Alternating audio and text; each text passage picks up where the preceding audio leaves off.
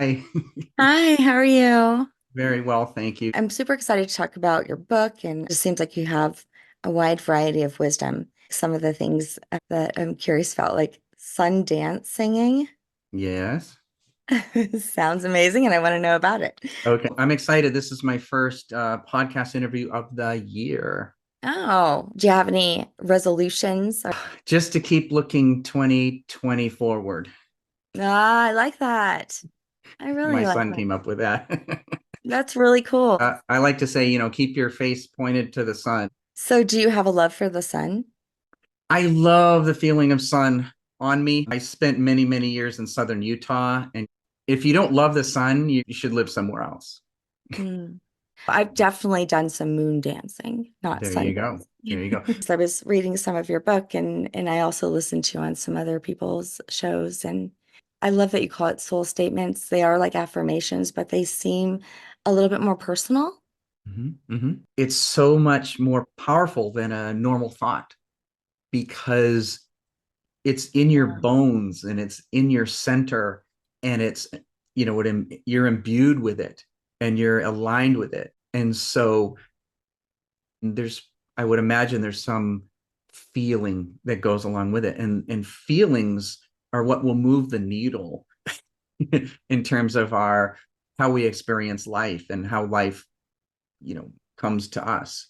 And Mhm. so soul statement is something that you can pull up in present time as a reminder of what's true and what's good and what's eternal about you as soul. And your soul statement, I don't expect it to change. Like that will always be true about who you are and what you are. And so, in moments of distress and worry and not sure or not certain about this or that, we can say, oh, wait a minute, what's really true? Way to calibrate your surface thoughts with what's really true about who and what you are. And Mhm. sometimes I like to, for shorthand, I can say it's an emotional postcard from your center. Yeah. Tell me the power behind that, because you know they've even done research on the power of affirmations. Yeah. Well, What have you found? I found that soul statements really came about from me hearing myself asking client after coaching client, what were you saying to yourself in that moment? And is it possible to say something different when you're in a similar moment again? And what would be a more empowering thing to think? And so our brains aren't really designed to make us happy as much as they're designed to keep us safe from danger. And so Hmm. a lot of us can hear that kind of thing. It's like, what's wrong? The brain's like, oh, there must be something wrong. There is always something wrong, actually. Right. Also, always something right. And Yeah. so if we're having an unhelpful thought, like, I just can't do this, we can counteract that. We can create this new, start a new emotional flow chart and say, what's actually true is I have the resources, God doesn't give me anything I can't handle, or whatever is feels powerful to you to claim some strength and for what you have to do.